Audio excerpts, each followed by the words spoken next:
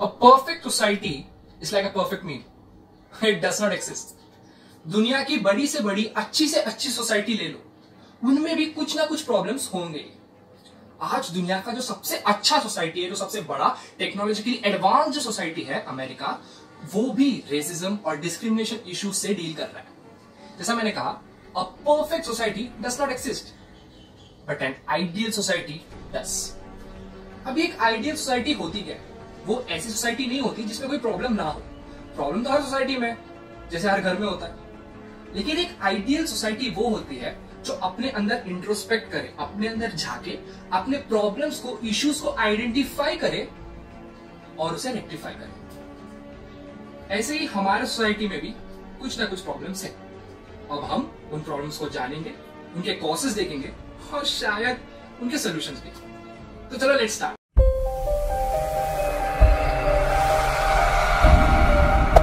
Hey there. Subscribe to my channel. And also press this bell icon. अभी India ranks 133 out of 167 countries in women peace and security index. अबे 133 बोलने में तो पूरी की पूरी आरसीबी ऑल आउट हो जाती है, उतना रैंक है हमारा। नेशनल क्राइम रिकॉर्ड ब्यूरो के हिसाब से, एनसीआरबी के हिसाब से, सालाना मतलब एनुअली 3,38,000 लोग, including man and women, both man and women, 3,38,000 people are victims of eve teasing. अभी ये रिकॉर्ड देख के मेरे को ज्यादा सरप्राइज हुआ नहीं, क्योंकि ये सब तो हम वो रोड में तो हमेशा देखते रहते हैं। क्यों?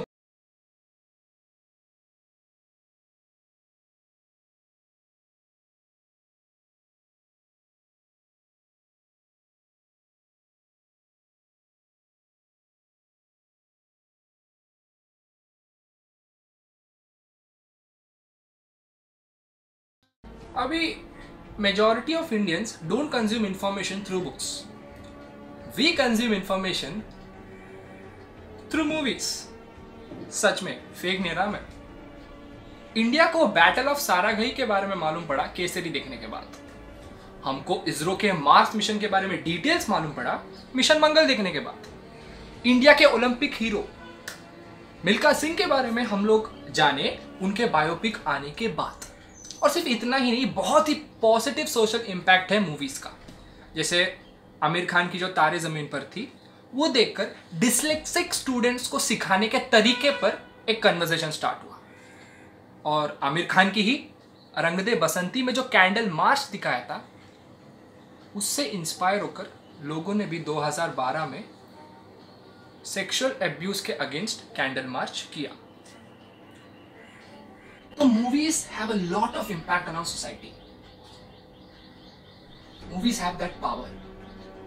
But problem ये है कि sometimes movies don't use their power with responsibility. एक चीज जो हमें हमारी हिंदी फिल्मों ने सिखाया है वो ये है कि भाई रिजेक्शन एक्सेप्ट करना ही नहीं है।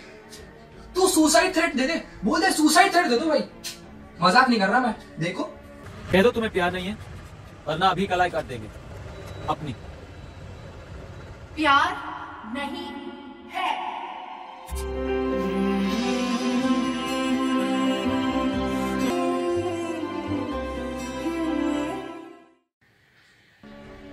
और बस एक नहीं है, और भी है। देखो,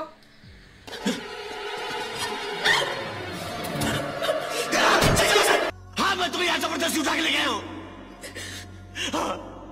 हाँ मैं तुम्हें चीख रहा हूँ, धमका रहा हूँ तुम्हें, लेकिन सिर्फ इसलिए क्योंकि मैं तुमसे बहुत प्यार करता हूँ और मुझे ऐसा लगता है कि तुम सिर्फ मेरे लिए बनाई गई हो, मेरे लिए बनाई गई हो। इस पिक्चर में हमारे हीरो रिजेक्शन नहीं झेल पाए, इसलिए लड़की किडनैप कर ली और उसके बाद उस पर फिजिकल असॉल्ट भी किया। ये सब हम रियल लाइफ में भी तो देखते हैं, और इन सारे सीन्स को हीरोइक वे में दिखाया जाता है। अब जो 14 साल का बच्चा जो इन हीरो को भगवान मानता है, वो जब ये सीन देखेगा उसके दिमाग पे तो नेगेटिव इंपैक्ट पड़ेगा ही ना।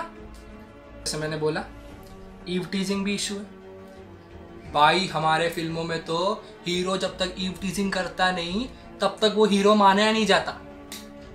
मजाक नहीं कर रहा भाई, देखो देखो। कभी कभी होटल का बाकी कर देती है। आपको ने कर दिया काम तमाम। क्या है आपका शुभ नाम? All passengers are requested to fasten their कोई जरूरत नहीं, कोई जरूरत नहीं बेबी, बेबी कोई जरूरत नहीं है। अगर ये प्लेन ले लेगा ना तो तुम मुझे पकड़ लेना, I don't mind. Ding ding ding ding ding ding ding, you miss the shot. और बॉलीवुड के गानों में भी कंसेंट का मतलब ही उड़ा दिया है। ये उसका स्टाइल होएगा, होठों पे ना दिल में हाँ होएगा। ये उसका स्टाइल होएगा, होठों पे ना दिल में हाँ होएगा। इंडिया कल्चरली और हिस्टोरिकली भी बहुत ही प्रोग्रेसिव सोसाइटी रही है। हाँ, मतलब कुछ ऐसे सोशल प्रैक्टिसेस हैं जो सही नहीं थे, जैसे सती, पर उसे एबॉलिश कर दिया गया। लेकिन कल्चरली, हिस्टोरिकली और स्पिरिचुअली इंडिया बहुत ही प्रोग्रेसिव सोसाइटी है और यहाँ पे वुमेन कंसेंट को कल्चरली, हिस्टोरिकली बहुत इंपॉर्टेंस दिया जाता था। आप कोई भी मैथोलॉजी ले लो, स्वयंवर होते थे वो टाइम पे, it was the ladies choice, उनके consent was the of utmost importance. लेकिन अब क्या हो गया? अभी एक रिपोर्ट के हिसाब से number of rape cases per day में इंडिया नंबर 1 पे है। लेकिन ये सारी चीजें इतनी इजी है नहीं, क्योंकि India is also number 1 in south Asia in the most number of fake allegations, fake rape allegations. तो ये सब इश्यूज को बहुत ही केयरफुली डील करना पड़ेगा। अब इतनी लेयरिंग तो इंसेप्शन में नहीं है जितनी हमारी सोसाइटी में। अभी इंसान और जानवर में फर्क क्या है? हमारे पास भी 2 हाथ है, पैर है, नाक है, आंखें है, उनके पास भी। फर्क क्या है? फर्क है तो इंटेलिजेंस का, दिमाग का, इन शॉर्ट एजुकेशन का। ये जितने भी प्रॉब्लम्स है ना, the gender related crimes, this all can be traced back to our poor education system. India में सेक्स एजुकेशन की हालत आमिर सिद्दीकी जैसी है, कोई सीरियसली लेता ही नहीं। Around 85% of our child population have not received sex education. India में around 40% of our population suffer from STDs, that is the sexually transmitted disease. 52% of our male population have no prior education about prevention of STDs. 72% of our female population also have no prior education about prevention of these STDs. अब हमारी आपकी generation progressive हो तो रही है, कोई doubt नहीं है इसमें, लेकिन एक प्रॉब्लम है, वो है homophobia. Homophobia is still an issue. और बस इतना ही नहीं, इंडियन कल्चर के हिसाब से हम पूरी दुनिया को हमारा घर मानते हैं। तो दुनिया में जितने भी लोग रहते हैं वो हमारे घर के सदस्य हो गए। तो ऐसे ही बहुत सारे इंडियन लोग हैं जो कोरियन पॉप को फॉलो करते हैं। और पर्सनली मैं उन्हें फॉलो नहीं करता, लेकिन मैं जानता हूँ कि उनके काम में आर्ट बहुत होता है। तो बहुत सारे लोग हैं जो कोरियन आर्टिस्ट को बहुत पसंद करते हैं। तो यहाँ के लोग, हम और आप, बहुत लोग ऐसे जो ये बोलते हैं, अरे यार इनकी तो दाढ़ी नहीं आती, ये तो मर्द ही नहीं है। अब ये बोला कितना सेक्सिस्ट कमेंट है। मतलब इंडियन कल्चर था वॉज नेवर होमोफोबिक। आप महाभारत देख लो, महाभारत में भी शिखंडी का कैरेक्टर था जो एक ट्रांसजेंडर था। शिखंडी, और वो ऐसा कैरेक्टर नहीं था, उसने भीष्म से पंगा लिया था, भीष्म से लड़ा था वो, और भीष्म महाभारत का सबसे स्ट्रॉन्ग कैरेक्टर था। उसका मौत का कारण थी शिखंडी। इतने सेंसिटिविटी के साथ उस कैरेक्टर को महाभारत में रिप्रेजेंट किया गया था और इतना रेस्पेक्ट दिया जाता था उनको। तो अब क्या हो गया? हम और आप क्यों नहीं करते? किसी को ये बोला कि तू मर्द नहीं है, तू औरत नहीं है, ये बहुत ही गलत है।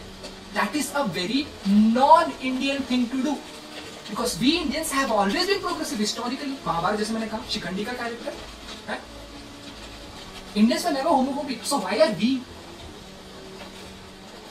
और वो आर्ट है, वो लोग अच्छा गाते होंगे, अच्छे आर्ट प्रेजेंट करते होंगे, इससे लोग पसंद करते होंगे। हम और आप ऐसे मीन कमेंट्स करना ये एक अच्छा इमेज पोर्ट्रे नहीं करता, क्योंकि जैसे मैंने कहा पूरी दुनिया हमारा घर है और वो कोरियन आर्टिस्ट भी हमारे घर के सदस्य ही है। घर के सदस्य के बारे में सब बोलना अच्छा थोड़ी लगता है। अब मैं खुद नहीं उनको फॉलो करता, but I think I am missing out, because I think उनका आर्ट जो भी है वो अच्छा ही होगा, इसलिए इतने लोग उन्हें फॉलो करते हैं। तो यहाँ से शुरुआत करना होगा। शायद मैंने भी बोला होगा, मैंने भी बोला होगा, मैंने भी कुछ मीन कमेंट्स किए होंगे। हम लोग नॉर्मल लाइफ में कितने सेक्सिस्ट और मीन कमेंट्स करते हैं, यार क्या लड़कियों जैसे चल रहा है, क्या लड़कियों जैसे रो रहा है, अरे यार लड़कियों जैसे हरकत मत कर यार, लड़कियों जैसे रो मत, कितना गलत कमेंट है। अब तुम सोचो, घर पे एक डैड है, एक पापा है और उनके 2 बच्चे हैं, एक लड़का है एक लड़की। लड़का रो रहा था तो पापा ने बोला क्या यार तू लड़कियों जैसे क्यों रो रहा है। तो अब जो उनकी बेटी है उनके मन में क्या आएगा, अरे अच्छा लड़कियां रोती है मतलब लड़कियां वीक होती है। उसे किसी ने डायरेक्टली बोला नहीं कि लड़कियां वीक होती है, बट अब उसके मन में रह गया हुआ। और ये भी मैं नहीं कह रहा, ये एक्चुअली प्रॉपरली रिसर्च फैक्ट है, लेकिन वो वेबसाइट मुझे मिला नहीं तो मैं आपको दिखा देता हूँ। तो आपका वर्ड शायद आपने मजाक में बोला हो, लेकिन उस छोटे मोटे मजाक में भी, छोटे मोटे नॉर्मल वर्ड्स में भी सोसाइटी को इम्पैक्ट करने का पावर बहुत होता है। और हमारी पॉपुलेशन यार 130 मिलियन की पॉपुलेशन है, इसमें मर्द औरत ट्रांसजेंडर सब रहते हैं। अगर इंडिया के लिए ओलंपिक मेडल मिल्खा सिंह जी ला सकते हैं, अभिनव बिंद्रा जी ला सकते हैं, तो सानिया नेहवाल जी, हिमा दास भी ला सकते हैं।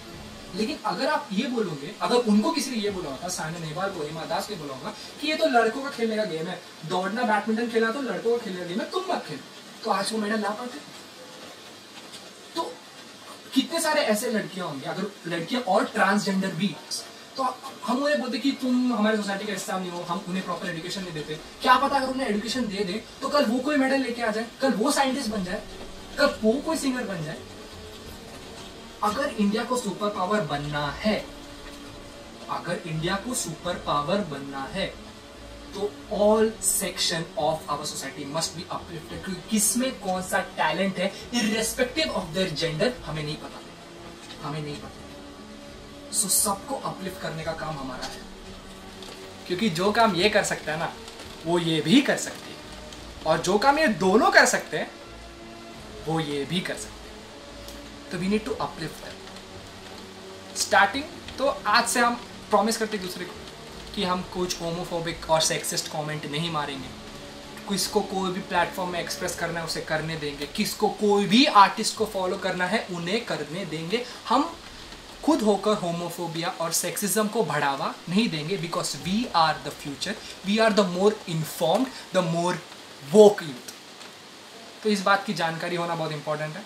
स्टार्टिंग घर से ही करते हैं, घर पे अपनी मम्मी के साथ, मतलब झगड़ा करो है, मतलब मम्मी के साथ झगड़ा करना प्यार ही है, लेकिन उनको रेस्पेक्ट देने से स्टार्ट करो, उनसे पूछो, बात करो, क्योंकि माँ को ना कल खाने में क्या बनाया जाए ये छोड़कर सब पता होता है। जय हिंद।